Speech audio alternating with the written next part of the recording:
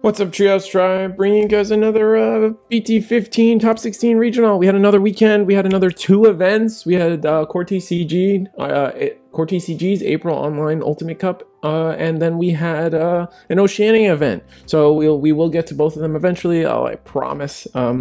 Anyway, this one, CoreTCG, me and Digipanda got to commentate it. So if you guys were around, you got to see us, with the VOD, and you can see the VOD and stuff. We had a blast.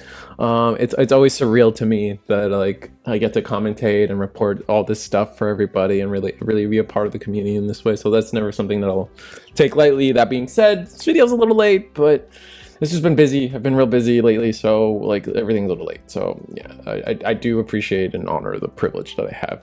But anyway, talking about why we're actually here. It's an Ultimate Cup, and Red Hybrid won it. And in our commentary, we probably had a little too much commentator bias, hoping for Red Hybrid to win the Red Hybrid prizing. As you know, the Ultimate Cups this time right now have a Flamemon up to Susanomon as the prizing. So knowing that this Red Hybrid player gets to win all that for their deck, or they turn around and try to recoup some lost assets, if you will. They lost it to second place, or air quotes second place to me. Leviamon. It was a Leviamon versus Red Hybrid finals. So it was cool. It's kind of cool. I feel like that's a unique finals, Red Hybrid versus Leviamon. With that being said, it's funny how it's easy to forget how I say Red Hybrid wins, and that doesn't feel weird. That almost feels expected at this point. But it's not like this is still such. It's important to take a step back and remember this is still such a diverse meta, and it's been great. Format, but it's been great, and it's been fun. And I know I feel like a lot of people's meh about the format. It's just we're bored, man. We're tired. We've seen the same cards. We just want some new cards, man. So it's been a good format. I can't wait for it to be over. However, I'll probably in due time we will probably miss this format. There's so much diversity. There's some interesting deck lists here. So you guys know how I like to do this. I like to give everybody their time. We lump all the decks together that are the same. Let's just get into it. Let's make it quick. Let's ease my troubles. All right, so 16th place, Marcus Hybrid. Marcus Hybrid made the scene a couple of weeks ago. I forget what's his name. Mario's Gaming World did it, and then on top of that, there was another list earlier on, at the same time as Mario, that kind of was also doing the Red Hybrid or Marcus Hybrid stuff. I'm not sure who pioneered it first. Doesn't really matter who pioneered it first, but you get to see it. They're playing the Agumons, they're playing the Red Yellow Tamers. They're only playing this Marcus because it can be because of the removal, the memory setter, and then you rely on this Agumon to digivolve into it, so you can get the value out of it. Minus 3k plus from memory is just good, and it kind of gives you the memory sometimes to double hybrid. You can promote this Agumon, turn this Marcus into a Tamer or Digimon, attack with it, gain the memory, and now you're at 4 memory, so you can double hybrid for a game. It's just not bad. And then a really popular play they love to do is Magna and Jamon. Just hard play it turn 1, heal 1, remove whatever their turn 1 play was if they played anything, and then digivolve next turn into Venus mode if they don't deal with your level 5. And that's just been a strong play. And then you have a suite of removal options. The red yellow ones, so they're both of red yellow is probably the most synergistic removal options. They're all minus DP, which is probably one of the strongest forms of removal is DP reduction. Red reinforcing memory boosters at 1, and just Digimon Emperor to stall and stuff. It just there's nothing strange here. I feel like this Agumon's a new addition. The start of your main phase, if you have a red tamer or yellow tamer in play, gain 1 memory. But you could understand why a deck like this would eke out that 1 memory really well. And then Loogamon is a deck that is a card that's been accelerating a lot of these mid-range strategies. I feel like it's fair to call Yellow Hybrid a mid-rangey strategy. And then you get to run red babies on top of that. That's why you kind of see Trident Gaia and Crimson Blaze over something Wyvern's Breath, or some of the more yellow mainstay removals. So it makes sense. It's a good list. Congrats on top 16. Next is this is Numemon. We have two Numemons. This is the purple base running Ignitemon, which kind of makes sense because like a lot of your top end is some of your stuff is just summoning stuff. So wait, how would you Digivolve into this? Oh, when attack, are you strictly, you're not doing this for the inheritable at all. You're doing this by deleting one of your other, so you could proc your own on deletion effects, maybe. Is that? You can like proc your own Zwart defeat. Ooh. I like that. Oh, that's so cool. Oh, that's like probably the most interesting thing I've seen today. I still have a bunch of other decks to go through, but that is cool. Everything else is like, let me get the rest of the deck's pretty like average Numemon, just like the Satsuki to the Numemon ratio is interesting to me, 2 to 3. It's something I always try to point out to people is like, what Satsuki ratio are they on? If they're on protoform at all is something interesting. The purple base has traditionally and almost unanimously have been running a lot of Zwart defeats. It's become it's a mainstay in the purple version, along with FXmon. Just good floodgates. The level 5 lineup is very normal. It is obvious that we are missing a Chimeramon from the lineup. Maybe that's a blacklist thing more, or black base more thing, but I just Ignitemon caught me by surprise. It's a very interesting card. No Gabu X to try to do some Gabu X shenanigans. Doesn't really matter. It's an interesting list. That I like the Ignitemon a lot, actually. So, Grats on 15th. We'll go into the second place Numemon. Black base beating purple base again. What's up? I still think black base is the better base for Numemon. That's a biased opinion. And look, it's 12th place versus 14th place or 15th place or whatever it is. Oh my god, I just looked at it. 15th place. It's 12th versus 15th. Literally the difference is tiebreakers. It does not matter. I'm just a meme lord, honestly. Anyway, black base. Nothing exciting. Oh, actually running the Agumon X. I feel like we've seen this fall out of favor, and also on the 3-2 of the Satsuki split. I feel like we haven't seen Agumon X as commonly in the black base. So the return of that is interesting. Actually playing the Chimera, playing the Ruin mode. It's interesting, like the top end sometimes for Numemon. That's definitely like where you see the most flux. In terms like that, like the key things I always try to point out tend to be the most like fluctuative plots. I wish I had the drive to like go in more about the little changes, but like at this point we're at the end of the format, and like I feel like everything's pretty. It's kind of, I don't want to say homogenized. That's not fair, but like it's expected. But like the Agumon X coming back, we haven't seen that in a few videos, you know. So anyway, congrats on 12th, man. This is the wave of Mirage. Mirage, arguably the best deck, does notably not take the tournament this time. However, we are with the fall of Leviamon, only 1 in the top and kind of 0 at topping in general. We get to see the return of this BT15 Gaomon. Oftentimes is a detriment to you, especially if you play into Leviamon. Actually playing the Arrow Vidramon for the security +1, it's so powerful. I think this card gets so underrated or underestimated in terms of like giving your Miragegaogamon burst mode an extra security attack is oftentimes way more valuable than the unsuspend from this level 5. And then Numemon Ace, very powerful card. And then yeah, everything else seems we're actually on Ice Wall. We're actually on 2 Full Moon Meteor Impacts. Playing 2 is always a key point for me, just because like I feel like if you're gonna play a bomb, you should at least play it at 2 if you can. And then just, you know, you're the very standard 3 and 3 tamer, 4 mental training, 2 boosts, playing the suite of 4 Digibubbles. I was getting some hate on the stream for calling them Digibubbles. I'm still gonna call them Digibubbles. They look like bubbles. Look at him. Look at this little guy. He's a bubble. He's like a furry bubble, but he's a bubble. Anyway, very common to do this still. You still want 4 Digibubbles because like generally what we're trained to like play with is like we're just used to having 4 Digibubbles and that's it. Even though we have the option for 5, we're used to playing 4, and we've learned to feel like 4 is good and is like where we want to be.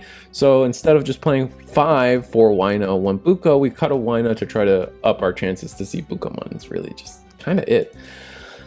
Oh, this list, we're cutting down on a Full Moon Meteor Impact and then upping our, just like, I think our rookie count, our level 5 count. something. I'm not. It's our rookie count here is 10. Our rookie count here is less, so less rookies. So it's our level 4 count. We got 9 level 4s, and I think is it our rookie? Where's all the numbers coming from? Where did this go? It must have been champions. It's got to be champions, or is it ultimates? I should have done research. Oh, it's ultimates. Okay, whatever. You guys can see it. It's like it's one card different. But we're actually playing the actual full suite of 5 eggs. We're just playing 5 Digibubbles with the rise of security control, and then like these like longer games. And just I get it. It makes sense. If you often in deck building, you have to make choices of like, what do I want to lose to? And this guy chose, I would rather lose to not seeing Loogamon than running out of Digibubbles. And I respect that. I genuinely respect that. I respect that, or I feel that. I don't know what word I want to use there. It's more of I vibe with that. Like I get it. Our highest placing Miragegaogamon, isn't Chungman Chan the year 1 nationals winner? I feel like that's true. I feel like him and Dan Bang were going for like the most tops at one point. Anyway, still very similar list. Actually playing 2 of this Miragegow. I feel like this Miragegow like goes up and down in favor. The evade is more important than people think. All turns, when an effect adds a card to your opponent's hand, you can play a Thomas. That can catch people off guard. Suddenly you have an extra tamer that they didn't account for. It's just good. Still 10 rookies. Only actually cutting like Leomon entirely, so we just don't have hybrid for game in this list. Upping our level 5, we really wanted to see level 5s. Upping our blue memory boost count, so we cut a full moon meteor egg pact, we cut the ice wall entirely, and then we're actually playing Demi-Vmon, so we're cutting like a draw engine completely. Or draw engine, it's not really an engine, but you get what I mean. Cutting the Numemon completely in favor of having +1 KDP. Most notably, lets your level 5s clear a ruin mode blanket, or a oh my god, revelation of light blanket, -5k. So now your champions can clear it pretty easily. Not bad. Grats, 9th place. You're our best Miragegow for the weekend. And this list, the Megagargomon. No, this is a different list. Megagargomon, 8th place, playing Fire Rocket. So we're taking advantage of the fact that we have 7 armors, and we can give like something like our Megagargomon Ace 2 checks, which is kind of busted, just because we do have the unsuspend available to us if we get here. Yeah. And if you have a green tamer until the end of your opponent's turn, yeah. Oh no, I'm on the wrong card. That's why I was confused. Jesus. Yeah, when Digivolving, end of attack. Once returned, you may unsuspend this Digimon. So now this thing is checking for 4 checks, giving your deck a lot of it gives your deck a lot of extra aggression that people aren't going to see coming, because who's expecting Fire Rocket in Megagargomon and bunnies of all things? Like, it's really interesting. Other than that, it feels pretty normal. Not as much trainings as I thought there would be. Hidden Potential discovered is a good card. It's at 1 for a reason. I feel like it should go to 0. And we're actually playing a Tamemon as our Digibubble. Your turn, once return, when you play a green tamer, draw 1. So you can kind of combo with the Terriermon that plays tamers at a reduced cost, and you actually maintain that hand size by playing these tamers, which is pretty good, because oftentimes playing these tamers kind of neg you, because none of these tamers, they neg you, right? Air quotes. Like, none of these tamers replace the hand size that you lost from that. And sometimes, like, you need that card because it's your level 4, it's your level 5. Like, you need to Digivolve to draw, and if you're just kind of throwing cards on the board, you're just gonna run. You're just not gonna have those in your hand anymore. So it's interesting. And Double Typhoon just is it. Oh my god, the security effect on Double Typhoon is so good. I keep forgetting how sick that card is. Next deck. Oh, this is it. I don't know what to call this deck. Ryan, you please go in the comments. What are you calling this deck? I called it Casino Leomon because I guess it's Gotcha Leomon, but I'm not a fan of saying Gotcha. I don't want to think about Genshin Impact in my card game. So I'm gonna say Casino. Maybe because I come from One Piece and we're all Casino Katakuri is a thing. So either way. Such an interesting list, man. Tortomon, you may reveal one when attacking, you may reveal one green Digimon card in your hand on top of your deck to have this Digimon get plus 30k DP. You get the 3k DP, but then you go into Jaggermon. When attacking, reveal the top 3 cards of your deck. Digivolve into one level 6 Digimon card without paying its memory cost. Place the remaining cards at the bottom of your deck. You get to Digivolve into your level 6s for free. Can you imagine Digivolving to heavy Leomon for free? Oh my god. And they have end of attack effects, so it's like, oh my god, end of attack, return one of your opponent's 4k or lower, and then or if you didn't unsuspend this Digimon, so suddenly you got 2 checks from a little rock turtle thing. Busted. And then, you know, you're playing just like these other cards too, like your turn, this Digimon just has 2 extra KDP, so you're just swinging over stuff. One of your opponent's Digimon or Tamers cannot unsuspend until the end of your turn. Like, you just are able to freeze things for Digivolving. You're playing this guy. This Digimon, reveal the top 3 cards, add 1 Greek card from among them. So like, there's just like these random like good generic stuff, and then you brought back Roachmon. Like, it's so good. Like, it's so good. I'm laughing, but it's good. This reads so well. The Mame Tyrannomon, I think, is the same gotcha effect. Reveal the top 3 cards of your deck. You may Digivolve this Digimon 2 green level 6 among them without paying the cost. Place the remaining cards at the bottom of your deck in any order. So good. And you did well with it. Like, oh my god, you got the Mimi in here. Not the best green tamer in the game, but I understand. Bancho, Liam, like, it was such a cool deck. It was such a cool deck. It was a privilege to see it. We didn't get to stream it. I wish we did. I really wish we did. Oh man, let me know what you're calling this deck, because I want to call it that. I want to know what was in your brain when you created this, because this was so cool. When I was typing this in, it was crazy. Anyway, congrats on 6th place. You deserve it. Top 8. So, oh wait, no, that's not. There's no invites for this. Nah. And Leviamon, our 2nd place, air quotes. This guy was in the finals, but let's see what his deck was up to stuff. Actually playing 4 Leviamon. I feel like most people are on 3 and 3 of the Leviamons, but opting to play more. And this guy's list actually had quite a few cards. Playing the rare mons, playing the Octomons. I feel like these aren't mainstays. Obviously, you're on Garurumon because Garurumon X is a cool card, and you're actually on the Gabumon package. A lot of times people choose not to be on the Gabumon package. You did. Playing 1 Siyako. We saw the 1 Siyako be really good for you. We did follow this person on stream a few times. The Siyakomon came in clutch every time. It felt like it was a really good card for you. Gyomon at 2. I think 2 actually even came up on stream. Like, it was such a good card for you. Gazimon is just, again, good card. And then after that, you know, 7, we're playing 7 of the removal options, actually maxing out on Binding Crush. It always makes sense to me. I never really understood why Leviamon lists were like dropping this down further and further lower. Maybe it's just like you needed more, you just didn't feel like you had enough discard targets for as much as you were running Binding Crush. I guess that makes sense. 3x antibody of this version, but we're not playing the Cerberus. So it's a little interesting, but you're still trying to trigger your Leviamon X antibody, so you need an X antibody under there for your level 5 to even properly work. But then, yeah, Wisdom Training, Purple Memory Boost, it all makes sense. And then you're on the Numemon. Yeah, congrats. Like, in my mind, you got the true 2nd place. It's just tiebreakers are unfortunately the world we live in. So, congrats, man.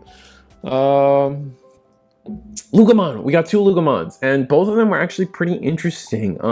This is our 7th place list. Loogamon, actually, like, I keep seeing Gazimon in the list, and I don't disagree with it.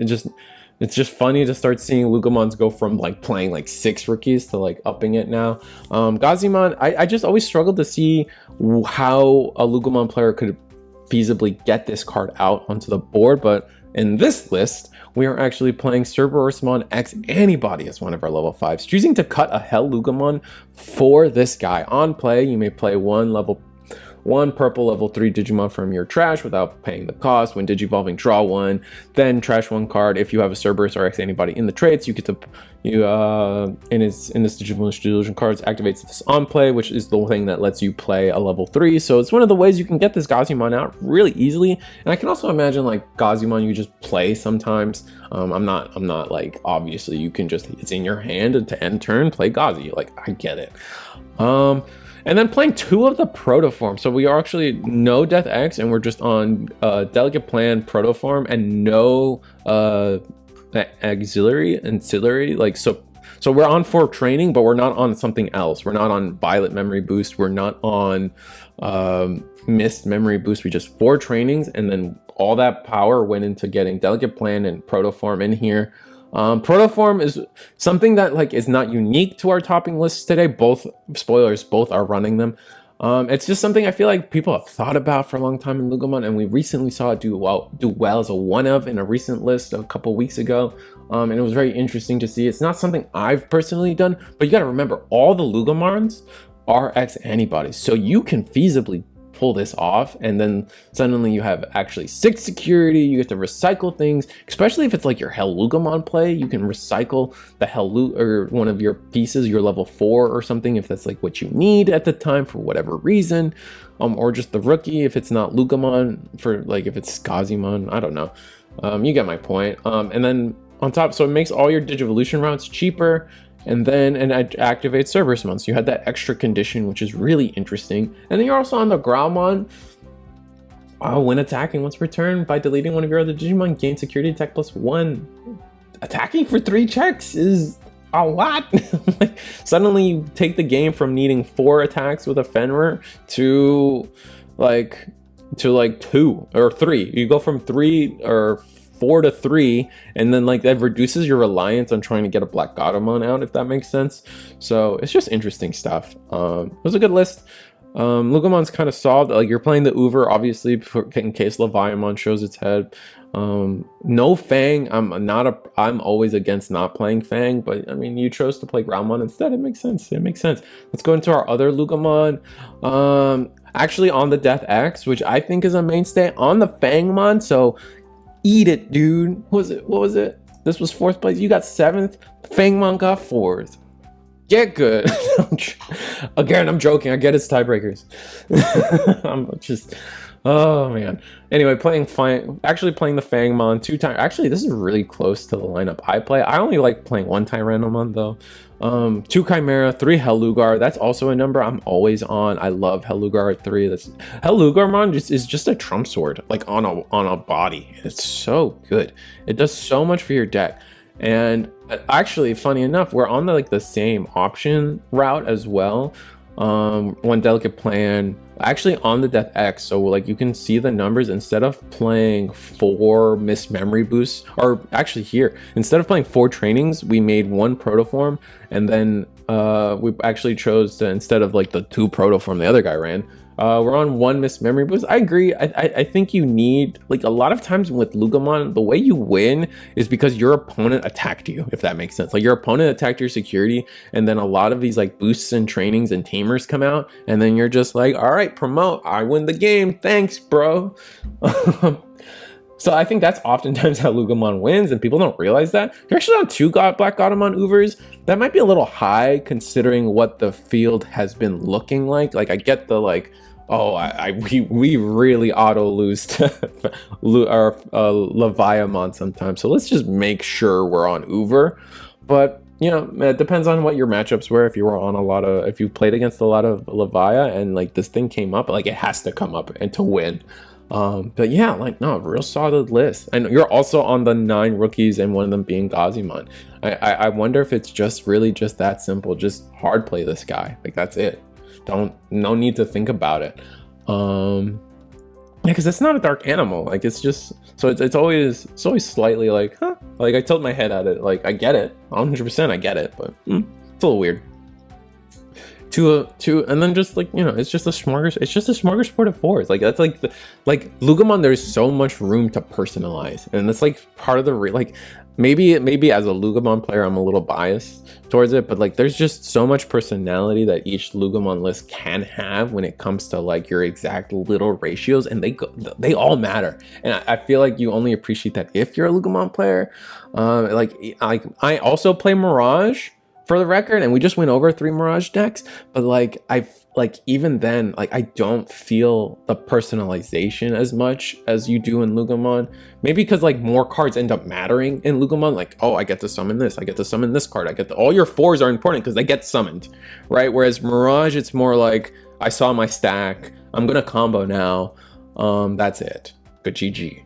Whereas it's a little more, I don't want to say emotional, but like, intimate, maybe. Like that might be a weird take. Actually only on 3 analog youth, so that's how we made some of the room here. Anyway, moving on. Grats on 4th. Next list. Armor. We got 2 armors here. Yeah.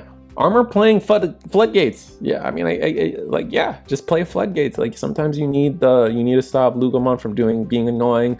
You really are trying to stop Loogamon from being annoying. You're trying to stop Nume. You're trying to stop Luga. You're trying to stop Levia, and you just chose to be like cheeky with it by having one of each. It's like, I can't digivolve them anyway. Let's just be diverse about it. I respect it. I respect it a lot. Ukomon. This Ukomon, like, I know there's a lot of talk about BT16 Ukomon being a problem soon. I don't necessarily feel like BT16 Ukomon is genuinely a problem. I think it's okay. Like, I don't necessarily think just because a card is in every deck makes it bad. It's just that card is making other decks more consistent, and I think that's okay. Personally, I'm okay with decks becoming more consistent. I don't believe in like, well, this deck's really good, but it's nerfed because it's not consistent. Like, I'd rather all the decks be underpowered but consistent. I feel like that makes for a more competitive environment, but I could be dumb. And then we're playing 3 Heaven's Judgment. That feels like a lot. And then we're only on this Davis. I guess it makes sense. This Davis is probably the best Davis. It's like a way to push advantage, get a tamer on board, still get your rookies out, get your on search effects, and then generate memory for the rest of the game this way. And it makes sense. It's sad that it feels like you're missing out on half of this this tamer's effect. And then Louis